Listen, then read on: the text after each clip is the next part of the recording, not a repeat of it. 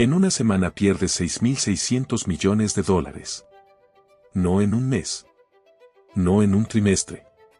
En una semana de septiembre de 2006, el fondo que gestionas, que hace apenas 4 meses era el fondo de cobertura de mayor rendimiento en el mundo, pierde más de la mitad de su valor total mientras tú miras las pantallas y haces exactamente lo que siempre has hecho y el mercado simplemente no responde de la manera en que ha respondido siempre. Eres Brian Hunter. Tienes 32 años. Eres canadiense, de Calgary.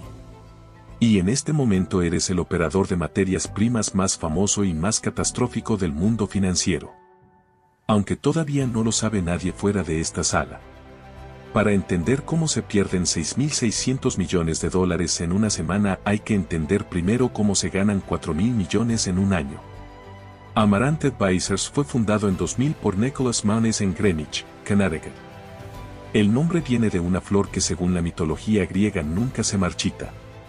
En sus primeros años el fondo operó en múltiples estrategias, arbitraje de crédito, fusiones y adquisiciones, convertibles.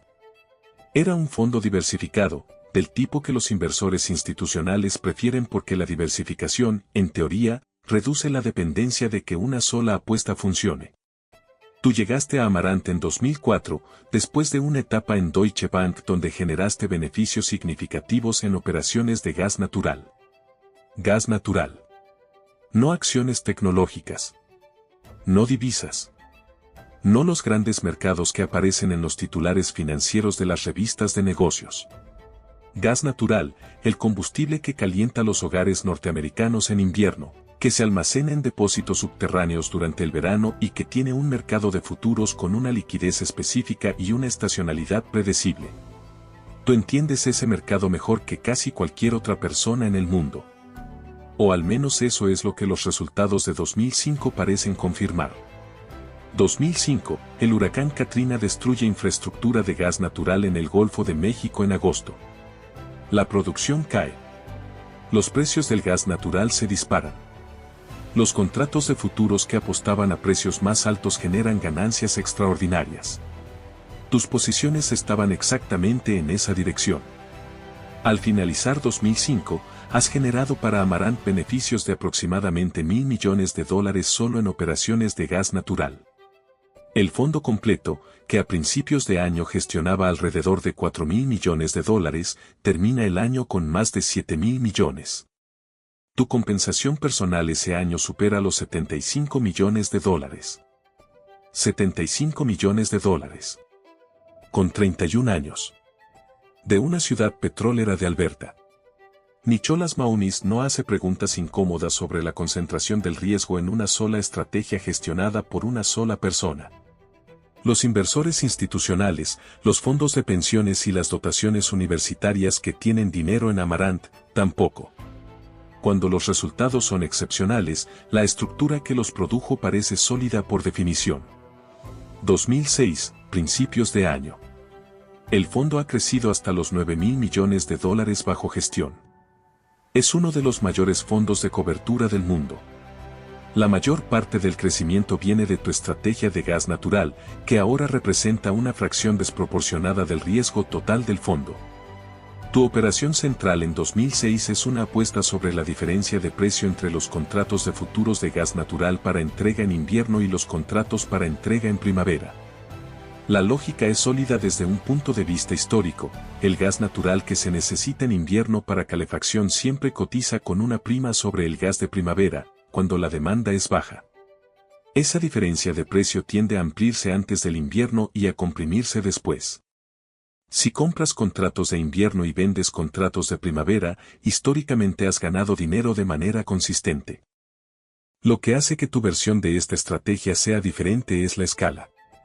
Para la primavera de 2006, tus posiciones en el mercado de futuros de gas natural son tan grandes que representas aproximadamente el 10% de todo el mercado de gas natural que se comercializa en la Bolsa de Materias Primas de Nueva York. 10% de un mercado nacional. Un solo operador. Un solo fondo. Una sola estrategia.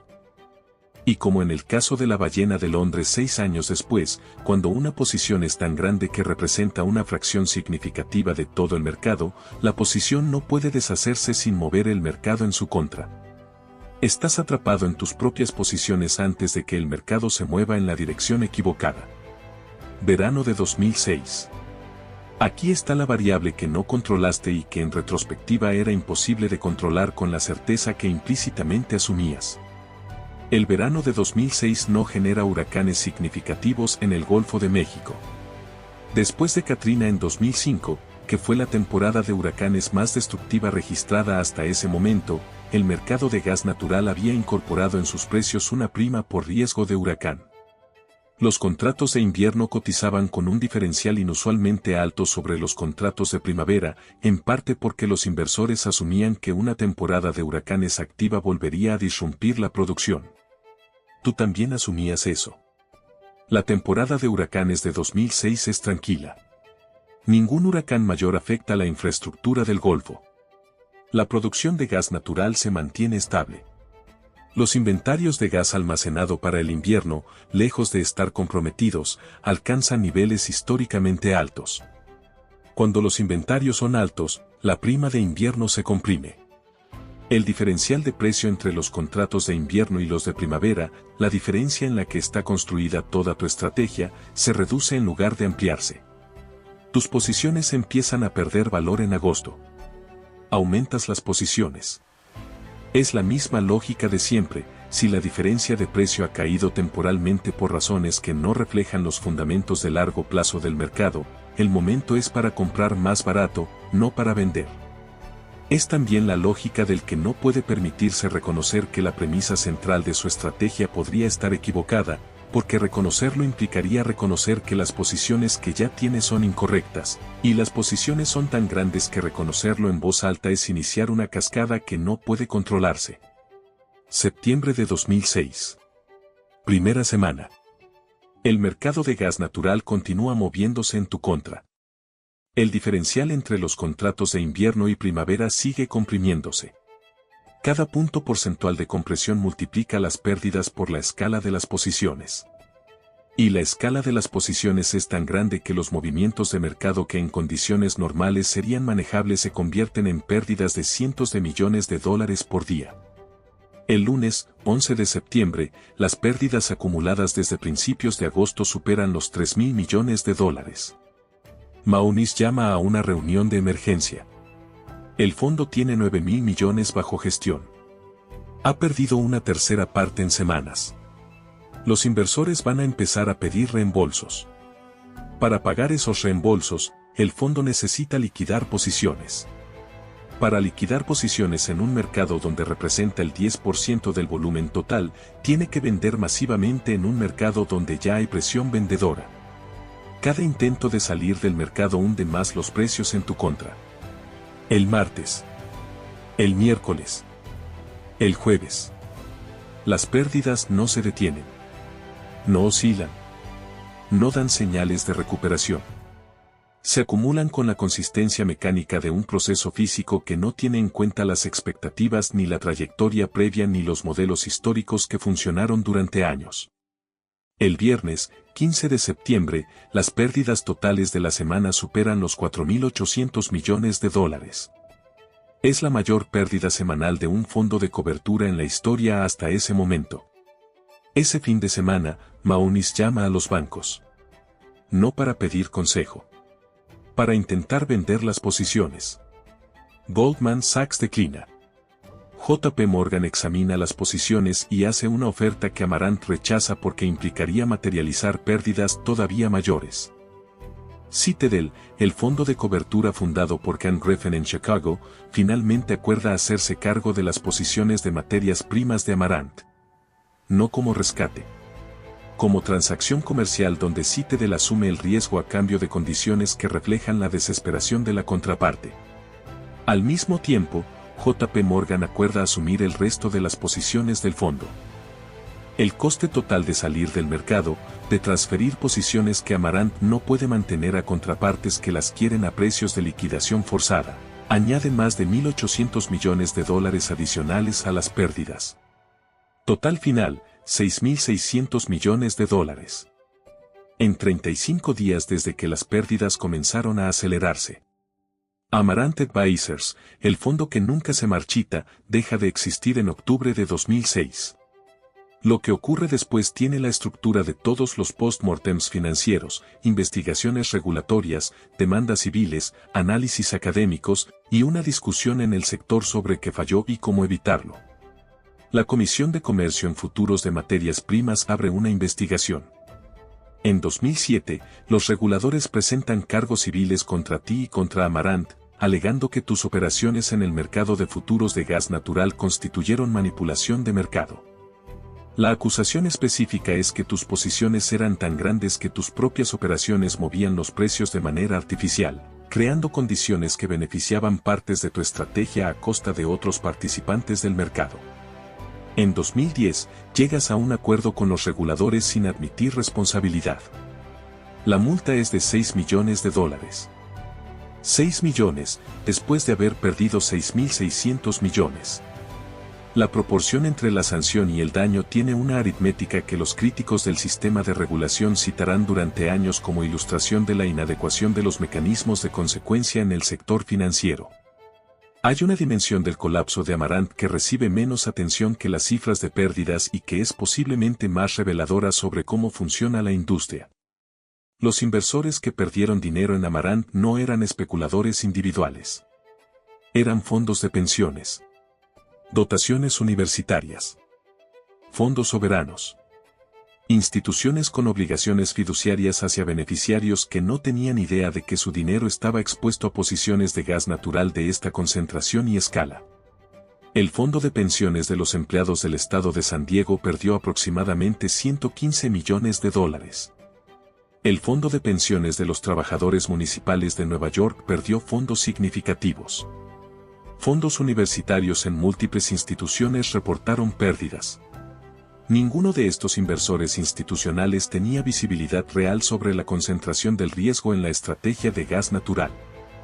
Amaranth, como la mayoría de los fondos de cobertura de esa época, operaba con una transparencia limitada hacia sus inversores. Los informes mensuales mostraban rendimientos y métricas de riesgo agregadas, no la estructura detallada de las posiciones que generaban esos rendimientos. Los inversores sabían que Amaranth tenía exposición a materias primas. No sabían que un operador de 32 años de Calgary controlaba posiciones equivalentes al 10% del mercado nacional de futuros de gas natural. La distinción importa. Tú no desapareces del sector. En 2007, apenas meses después del colapso de Amaranth, fundas un nuevo fondo de cobertura. Se llama Solengo Capital. La comunidad financiera observa con la mezcla de escepticismo e interés que reserva para los operadores con historial de pérdidas catastróficas pero también de ganancias extraordinarias. Porque la narrativa del sector tiene espacio para la segunda oportunidad, especialmente cuando la primera oportunidad generó resultados como los de 2005. Solengo no llega a operar significativamente. Los problemas regulatorios y la dificultad de conseguir inversores en el contexto del colapso de Amaranth hacen la operación inviable. En años posteriores sigues activo en el sector de materias primas de diversas formas, aunque fuera de los grandes titulares que definieron 2005 y 2006. El mercado de futuros de gas natural que distorsionaste durante meses con tus posiciones continuó funcionando después de que Citadel y JP Morgan absorbieran lo que habías construido. El diferencial entre los contratos de invierno y primavera que fue el centro de tu estrategia siguió siendo operado por otros, con posiciones más pequeñas, con menos concentración en un solo actor. Los huracanes de temporadas posteriores volvieron a afectar ocasionalmente la producción del Golfo de México. Los inventarios fluctuaron. Los precios del gas natural continuaron su comportamiento estacional predecible con las variaciones impredecibles que hacen que los mercados de materias primas sean lo que son. La estrategia en sí no era errónea. La escala era el error. O más precisamente, la ausencia de cualquier mecanismo efectivo que pusiera un límite a la escala antes de que la posición fuera demasiado grande para existir de manera sostenible en el mercado que se suponía debía reflejar. Hay un número que resume el caso de Amaranth de manera que ningún análisis académico puede superar en claridad. En 2005, tu compensación personal fue de $75 millones por haber generado $1.000 millones de ganancias para el fondo. En 2006, tu compensación personal por haber destruido $6.600 millones fue cero. Pero tampoco fue negativa. No devolviste los 75 millones de 2005. No compensaste a los fondos de pensiones que perdieron sus fondos. No existe en la estructura de compensación de los fondos de cobertura de esa época un mecanismo simétrico que haga que las pérdidas extraordinarias tengan consecuencias personales proporcionales a las ganancias extraordinarias que generaron los incentivos para tomarlas. Ganas cuando funciona. Cuando no funciona, pierden otros. Esa asimetría no es exclusiva de Amarant. No es exclusiva de ese momento histórico. Es estructural, y estaba tan integrada en las prácticas del sector que nadie la cuestionó mientras los resultados de 2005 eran los que eran.